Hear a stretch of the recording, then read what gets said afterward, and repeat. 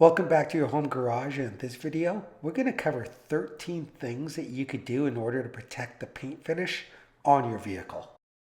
First off, bird droppings. And bird droppings are very acidic, ranging from a pH level of 3 to 4.5. The damage can be more predominant on fresher paints, but will still occur on older paints as well. When left on for an extended period of time, the bird droppings will eventually break down the surface of the paint, causing discoloration or etching. Any affected area must be cleaned immediately using water and a good quality soap. Now let's talk about insects and bug splatter from driving. Unlike bird droppings, bugs are typically highly basic with a pH level of 10. This compound can cause etching, discoloration, or peeling in severe situations. If a dead bug is left on the surface for a long period of time, their acidity levels can increase, but this depends on the type of bug. In order to clean the contaminated area, use a high quality soap or a bug and tar specific cleaner. Some cleaners can be used alone with a microfiber cloth, others are used while washing your vehicle. And now onto water. So if pooling water or water spots are left on your finish, they can cause light markings to etching. This applies to a variety of situations such as sprinklers, dew, rain, moisture from drinks, splashes from puddles, or washing. The longer the water is left on the paint, the larger risk for increased damage. After washing your vehicle, it's best to use a microfiber towel or waffle towel to remove any excess water. For those harder to remove water spots, sometimes a specific water spot remover product or a paint correction method is required in severe situations. And how about tree sap? Because tree sap can be incredibly hard to clean and will also cause etching and discoloration. When left on for a long period of time, this will increase the chance of damage along with solidifying the sap, which makes it much harder to remove. In order to remove the tree sap, first ensure the area is free of any debris, which can cause further damage to the paint. Using a soft cloth, apply rubbing alcohol, mineral spirits, bug and tar remover, or a wax and grease remover. Then continue to gently rub the affected area until the tree sap has been removed. Once that area has been cleaned, any protection will have been removed, so it's important to follow up with a wax or some other form of paint sealant. And what about mischievous acts? Avoid the acts of writing on dirty paint with your fingers. Any dirt present on the paint surface will be dragged along with your finger, leaving behind multiple scratches. These scratches can be anywhere from mild to severe, and sometimes a form of paint correction cannot always repair the damage.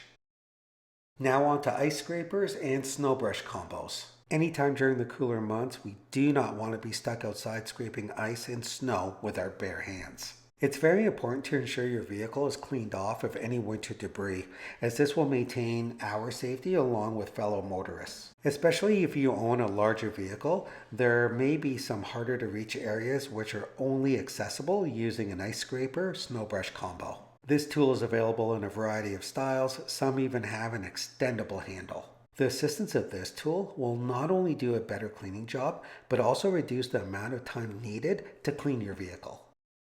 Have you ever seen people put beverages on their vehicle? Depending on the type of beverage and their acidity levels, they too can also cause damage. The pH level for soda is about 3, while coffee is around 5. If any beverage was spilt on the paint, it's best to wash it off as soon as possible before any damage is caused, which includes both etching and staining. And the same principle can be applied to any food.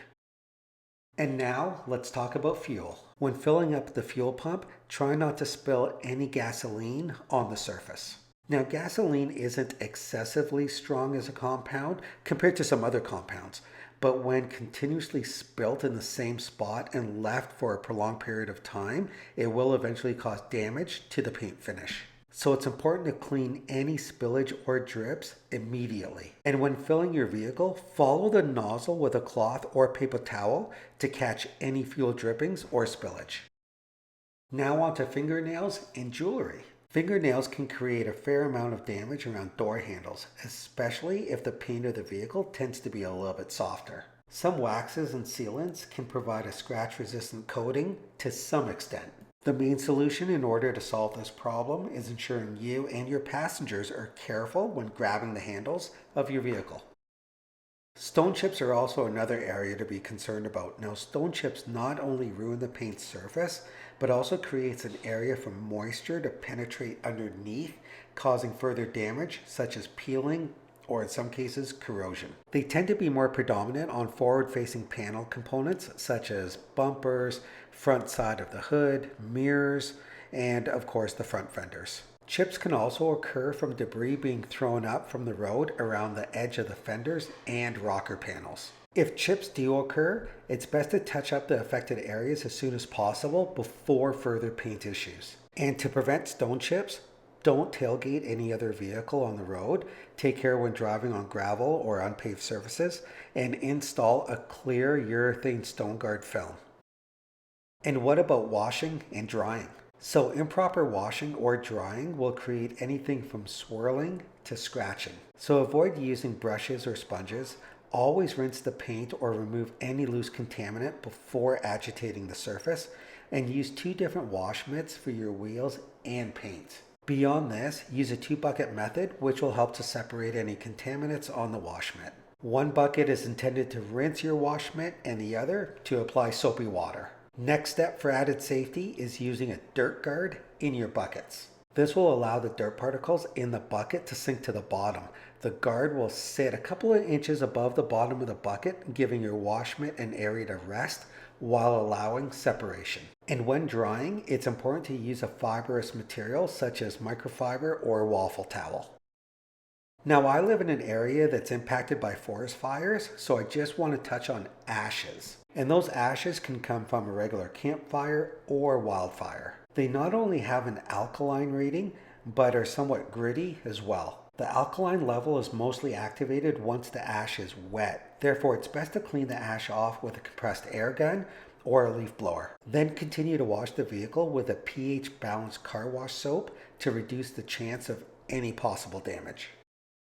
And last but not least is UV light, which can dry out various materials, paint being one of them. It will cause structural failure within the paint, creating excessive drying. This drying in turn will cause fading, cracking, peeling, and oxidization. With any of the possible risks, it's best to wash your car as frequently as possible, along with providing some sort of form of protection to the paint, such as wax or paint sealant. Wax or sealants will vary with quality of protection along with purchase prices. Some may be able to withstand stronger hazards and last for an extended period of time.